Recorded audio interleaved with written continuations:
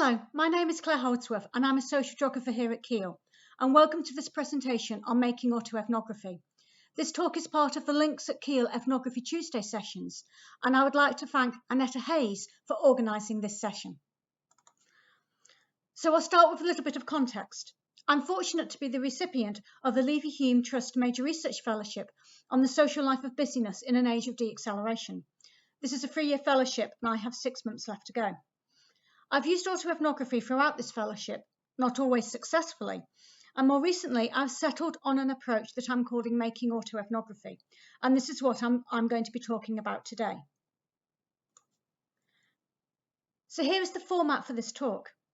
I'm going to start with an introduction to autoethnography, and then I'm going to say a little bit about ethics before introducing how I have adapted this approach of making autoethnography. I'll talk about this method with reference to 2 projects. The first is a fabric upcycling project called Bedding into Bags, and the second relates to my experiences of memorial remaking. This is the practice of making new items from loved ones' clothing, and I've been involved in memorial remaking following my father's death in April 2020. Autoethnography is an established method in the social sciences, and there are a number of authors who have made important contributions to developing this method. In particular, I would recommend the writings of Carolyn Ellis, Tony Adams and Norman Denzine. Carol in particular has written some very accessible texts and papers on autoethnography, and she has co-authored an excellent overview on autoethnography, which you can find online at the Forum for Qualitative Research. Autoethnography can be defined as a combination of autobiography and ethnography. It is writing about your life history, paying particular attention to epiphanies and life events, and how these are made possible by being part of a culture or cultural identity. Of course, it is not just academics who are interested in personal experiences. The fascination with hearing about personal life and first-hand experiences of events permeates so much of contemporary media. You might have been one of the 17 million people who tuned in to watch Harry and Meghan's interview with Oprah Winfrey, and Oprah is the queen of daytime biographical culture. What makes autoethnography different as a social science method is a commitment to the analysis of this writing. It is not sufficient to write an autoethnography. You need to be committed to the same kind of rigorous analysis that you would carry out with other forms of qualitative data. Finally, writing autoethnography is often not done in isolation. It is frequently carried out alongside other data collection methods, such as interviews, textual analysis, and participant observation. So it can be more useful to think of it as forming part of a program of research rather than a standalone method. So a relevant question to ask is, why do autoethnography? The main reason for adopting this method is that it can make personal experiences meaningful and cultural experiences engaging. Indeed, there is an intriguing paradox to autoethnography, that through focusing in detail on personal experiences, it is possible to reach a wider audience beyond academia. Through bringing personal experiences to the fore, you can cut through some of the abstraction that can happen in the analysis of larger scale data sets. It is very important to be aware that writing autoethnography requires exposing yourself to personal vulnerabilities, and this is one of the key points of Carolyn Ellis's writings. This might be seen as a reason for doing autoethnography, but it is equally a reason for not choosing this method. You have to remember that you are not writing a polished version of yourself. Autoethnography can be used in a variety of disciplines, but you are more likely to come across it in studies of health and illness, and by association, studies of bereavement and care. So either you're writing about your experiences of health or caring for others. You will also find examples of queer autoethnography, and it is used as a feminist method. One use that is quite close to my own practice is writing autoethnography as an apprentice to learning a skill or trade.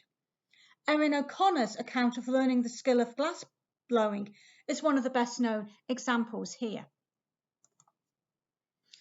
So the next question to think about is how to write autoethnography. Obviously, the most important part of this method is keeping a reflective journal. You should be using this to write the thick descriptions of personal and interpersonal experiences. However, I found that writing a journal is not sufficient for me. I found that I need different ways of capturing my experiences. So I also take photographs, and I film myself, I make things, and these artifacts are a really important part of my autoethnography. I've also used different ways of tracking what I do. This more quantitative approach might seem at odds with the methods of autoethnography. However, I found it gives a different perspective and can challenge the assumption that I have about how I spend time. I've used both digital and paper-based tracking methods. The picture here is of a paper-based time tracking method. I track my time for an entire year using a coloured coded system. Each strip represents a 30-minute time period, and each colour is for a particular type of activity. So I would recommend that you think about different ways of capturing your life in addition to writing the journal. It is important to acknowledge that while autoethnography is an accepted method in the social sciences, it is also one that is ridiculed and dismissed. And as practitioners, we need to be aware of the criticisms of the methods raised by others. When I wrote my application for the Leverhulme Trust Fellowship, which included autoethnography as one of the methods, I was required to submit this for internal peer review at Keele. The internal reviewer was very dismissive of my application and described my proposal to use autoethnography as a vanity project. Fortunately for me, Keele still let me go ahead with the application, and the trustees of the Leverhulme Trust did not share my colleague's opinion. However, this initial encounter with a colleague's suspicion of autoethnography did alert me to how easy it was for others to dismiss this method. So a first criticism to be aware of is that it is seen as too introspective, insufficiently rigorous and biased. My response to this criticism is that we are writing autoethnography, and the commitment to rigour is made in both the detail of data collection and analysis. Second, it can be dismissed as therapy, not academic research. I do not dispute this, but my response is that in using autoethnography as a therapeutic practice, we can make it relevant for others. There is academic value in detailing personal therapeutic practices. Thirdly, it is a method that is not generalisable. This, of course, applies to most qualitative data, and the need for generalisable data does, I suggest, reveal the potency of the scientific positivist method. I'm not dismissing the need to generalise. It is important, and we need the right data to do this. But it is possible to do very valuable research that does not meet this criteria. For autoethnography, you might be writing about one person, but the value is that it can speak to the reader and potentially reach a wider audience. Finally, there are concerns about the authenticity of autoethnography. After all, anyone can make anything up. My response here is that it is up to the integrity of the researcher. It is not a criticism of the method. I just want to say a little bit about ethics. There are ethical issues to be considered in any research method. For autoethnography, I suggest that a relational approach to ethics is required. This I define as being respectful for all those involved.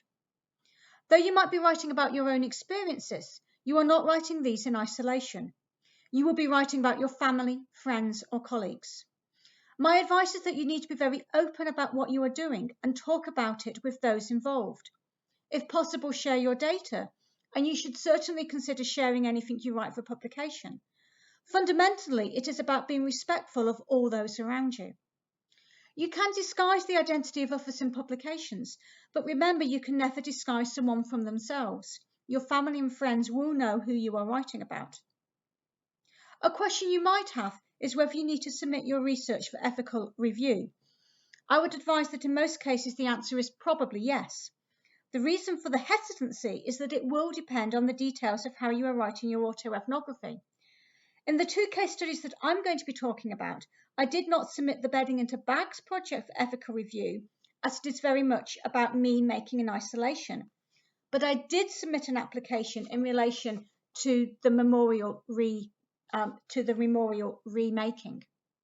And I found that writing this ethics application was a really useful way of thinking about why I was doing autoethnography and how I was going to use it. So I'm now going to talk about my experiences of making autoethnography. I mentioned that I always intended to incorporate an autoethnographic approach to my study of busyness. However, what I have done was very different than what I originally intended. My initial idea was to write about my use of time management techniques, but this did not work. It was too artificial, and I was not writing an authentic autoethnography. What I've done was not planned, but more circumstantial, and this accords with other researchers' experiences of doing autoethnography. It is not a method that is designed, it is more one that happens. Though I would argue that once you are finding yourself doing autoethnography, then it is possible to think more systematically about method. First, I should say that I enjoy making, particularly sewing and crochet, and have been sewing since I was a child. So making has always been part of who I am, and I have chosen to use this established practice as the basis for my autoethnography. My reorientation to making autoethnography came about in 2019 after my sister and partner were diagnosed with cancers within a 2-week time period. My initial reaction to the shock of these diagnoses was to go to a yarn shop and buy some yarn to crochet a blanket for my sister.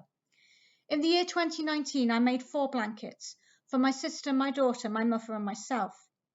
I did not realise what I was doing until halfway through the second blanket, when it dawned on me that making the blankets was my way of acknowledging and coming to terms with the necessary endurance of care. 2019 was a year I spent waiting, responding to the needs of others. So dedicating my time to making these time-consuming blankets was a way of expressing this temporal experience. I not only got fed up with the endurance of care, I was equally frustrated with making the blankets. Persevering with the blankets was how I could keep the commitment to not give up on my part, for my partner or my sister. I started writing about making the blankets and used this as the basis of an exhibition that formed part of the Stoking Curiosity exhibition organised by Kiel in November 2019. And the picture here is from this exhibition. I had another opportunity to develop an autoethnographic approach to making in collaboration with a PhD student, Tamsin Fisher, and we participated together in Kiel Student Crafternoons. These are weekly crafting sessions held in Kiel Student Union building. Every other week we did crochet, and my role was to teach crochet at these sessions. Tamsin was learning and doing participants' observation of these sessions. In teaching crochet, I had to radically rethink my orientation to teaching that I use in formal academic sessions and learn how to develop a person-centered approach. Using an autoethnographic approach helped me to make sense of how I relearned how to teach. In 2020, I've turned to autoethnography again. The first is a study of fabric upcycling called bedding into bags. This project has been designed in response to COVID-19. I had planned to collaborate with a local craft organisation on an upcycling project in which we could turn domestic textile fabric into bags. This collaboration was not possible because of COVID, so I've done the project myself and used an autoethnographic approach. The second use of autoethnography is a self-study of memorial making. My father died 3 weeks into the first COVID-19 lockdown, and during 2020, I've taken to making items from his belongings as a way of coping with my own grief of his passing and also supporting my family as we've not been able to be together during this time. So how do I make autoethnography? I make things, but this is not random. I think about the intention of making.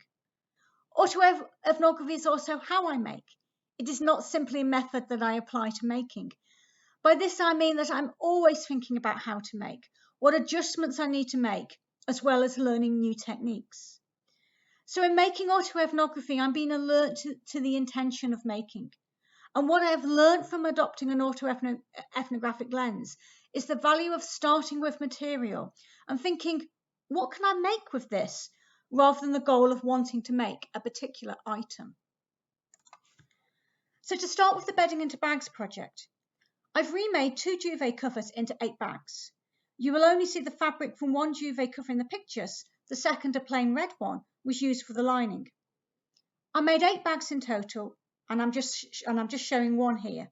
All the bags are different, and I designed and made the bags myself. Using an autoethnographic approach has enabled me to focus on the totality of making, and in particular, to understand how it is a fusion of materials, tools, and making. I pay particular close attention to the variety of all three that I engaged with in making the bags. So I have 3 observations on this project. My first observation is about materials. I start with the potential of remaking redundant domestic textiles, but the process of remaking these into new bags requires the input of lots of other materials, and some of these are captured in the top picture. I want to draw your attention to one material in particular, in R-form interlining made by Bozell. This is the large roll of white fabric at the back of the photograph. This is a fusible foam material made from lamenting polyurethane foam to a napped tricot fabric. Using an R-form greatly extends the form and functionality of the bags that I can make. The duvet cover material is polycotton and quite lightweight, and by fusing the duvet cover fabric into R-form, I can make bags with a specific shape.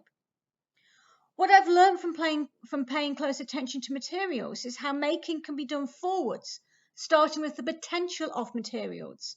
And my interpretation here is influenced by the anthropologist Tim Ingold's writings about materials. In the past, I have tended to sew by working backwards from the goal to make an end product, a specific coat or dress, for example. But in upcycling, I've learned how making can be done forwards and how the life histories of materials can be changed through working with new materials. My second observation is about working with machines and tools. Sewing requires working with a wide variety of tools, but in my upcycling project it's mostly about working with my sewing machine, a Pfaff Quilt Ambition 630. There are 2 different types of sewing machine: professional or industrial ones, which are designed to sew a few select stitches and withstand the continual use of factory production, or domestic ones, which are lighter and more agile. Domestic machines such as mine can sew a variety of different stitches. The Pfaff can sew over 200, for example, and can be applied to different fabrics and techniques by altering most of the settings. Working with a domestic machine is always a learning process, as each sewing project might require an adjustment. In making the bags, I had to learn how to sew bulky material, which I had created by fusing the duvet cover in R-form. The limitation of sewing with a domestic machine is that its versatility comes at the price of durability. These machines are made of lighter parts and cannot withstand heavy use. My machine temporarily stops working if made to work too hard, and the warning appears on the digital control panel: machine needs to rest, please wait a moment. The required wait is very short, it's less than a minute, but the machine installed pause instantly alters the temporal atmosphere of sewing. I usually find the warning amusing. My machine is telling me to take a break, and most of the time I respond with a smile, sit back and wait for the machine literally to cool down. On some occasions I resent what I judge to be the machine's petulance, and rather than relaxing, the required pause intensifies the frustration of sewing. My final observation is about the time spent making, or more properly the time spent making and not making. I've mentioned that one of the methods that I used was to film myself sewing using my mobile phone. I was frustrated by these films as nothing happens for much of the time. The films capture me standing there staring at the project in hand, or constantly adjusting the fabric for cutting, or the bag when sitting at the sewing machine. I seem to spend more time faffing around than actually getting on with sewing. My frustration with watching these videos made me realise how important these moments of not doing are. In writing my diary, I pay particular attention to these moments of differing, when making is either paused or reversed. These are times when I'm hesitating, designing, repeating, undoing, organising. There is an important pedagogic element to this final point. When I have taught crochet and sewing, the biggest hurdle that I encounter with learners is frustration. The frustration that things do not come together in the way we anticipate. Even experienced sewers experience this frustration, and I suggest that in learning to sew, we should not just focus on the specific skills, but how sewing is put together through different processes in a non-linear way. So my second example of making autoethnography is memorial remaking. I've already mentioned that my father died in April 2020. 2 days later, my mother's first response to his death was to throw away his old Harris tweed jacket. I asked her to retrieve it from the bin, thinking that I could do something with it. I left it in the corner of my craft room for the next few months. I wasn't ready to do anything with it straight away. By August 2020, I was ready to make something with my dad's jacket. My first project was a hat and bag for my sister. I was nervous about cutting up the jacket, but once I'd made the first cut, I got over these nerves and instead was carried through this making by both the fascination in revealing the craftsmanship of the jacket and wanting to make something for my sister. I initially had no intention to make anything else, but this changed when I started sorting out my dad's clothes with my mum. My father loved clothes and he had an extensive wardrobe. Many of these items we could resell or donate to charity, but there were some items that called for a different use. His ties in particular were unique and colourful, and he also had a large collection of functional shirts in different colours. It occurred to me that I can make things from these things. I first made a cap for my daughter from a waistcoat shirt and my father's Liberal Democrat tie. This cap captures a playful remembrance of my father's love of colour and his political values. I really like how the Liberal Democrat tie makes great cat ears. I also used his shirts and ties to make 2 pop bank pictures, one for my mum and the other second for my father's sister. I've not seen my aunt for some time, as she had not been able to attend my father's burial service because of the COVID-19 restrictions. Making the pictures was a small gesture of connection during a time when we had been forced to be apart. Finally, I made myself a coat. Of all of the items that we found going through Dad's things, my favourite find was his old sheepskin coat. I remembered this coat and I could picture him wearing it when I was a child and reckon the coat was probably about the same age as me. Though the coat was showing its age, it was badly scuffed and stained and the seams were coming undone. So it was not a coat that could be recycled in its current form, and the only option was upcycling. So I decided to use the fabric from Dad's coat for a collar for a coat for me.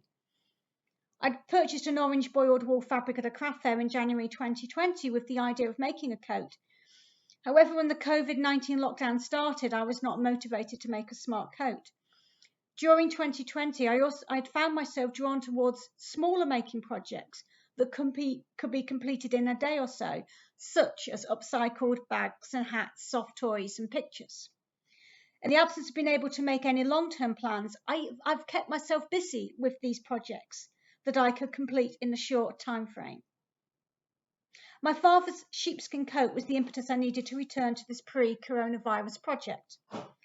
Upcycling his coat became the reason to make a new coat for me.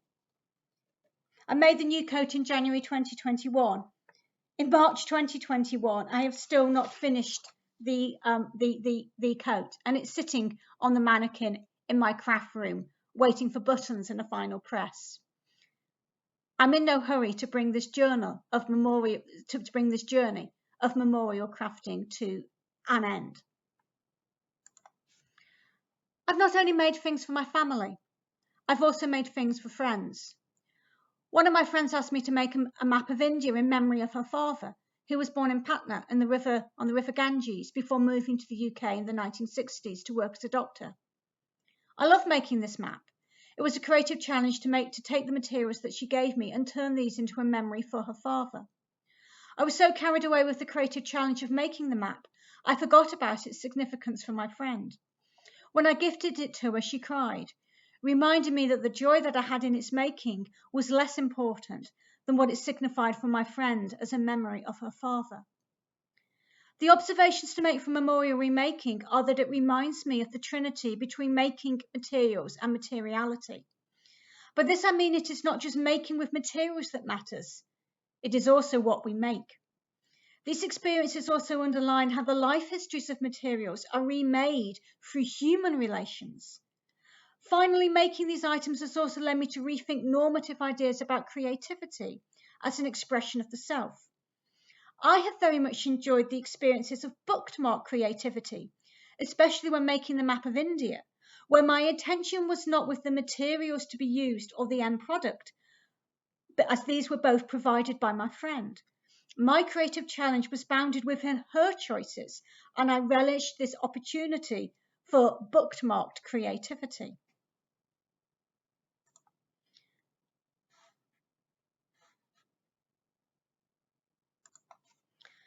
So in conclusion, I hope in this talk I've demonstrated that autoethnography is a valid and varied method. It should be treated the same as other methods in thinking about ethics, design and analysis. However, at the same time, it is different, as it will always emerge from personal experiences, and from this perspective, it is less a method than an orientation. For myself, I do not just write autoethnography. I find I need other ways of capturing personal experiences. I hope that I've also demonstrated that autoethnography is a collaborative practice. So thank you for listening. If you'd like to find out more about my remaking practices, I've just launched a website, threadingtime.co.uk, where I blog about other items that I have made. Thank you.